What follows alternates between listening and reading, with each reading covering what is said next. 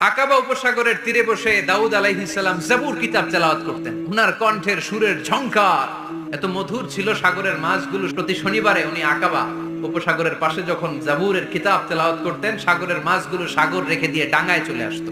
এজন্য আল্লাহ বললেন, খবরদার, শনিবার এলাকাতে মাছ শিকার করা আমি হারাম ঘোষণা করলাম। এবার দাউদ আলাইহিস সালামের কওমের লোকেরা কৌশল করা আরম্ভ করে দিল। তারা বলল, আল্লাহ বলছে শনিবারে মাছ ধরা হারাম, খবরদার আমরা মাছ ধরবো না, তবে শনিবার আমরা বেড়া দিয়ে রাখবো। তো মাছগুলো যখন তেলাওয়াত করতে আসতো, এরা জাল দিয়ে বেরি দিয়ে রাখতো চারদিকে। শনিবারে ধরতো না, কারণ হারাম।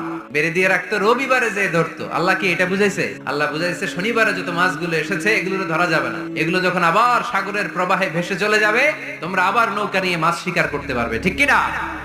ওরা কৌশল করে জাল দিয়ে রবিবারে যেয়ে ধরতো। আল্লাহ বললেন, আমার সাথে কৌশল করেছিস, তোদের উপর আমার লানত, তোরা অভিশপ্ত বানর হয়ে যা।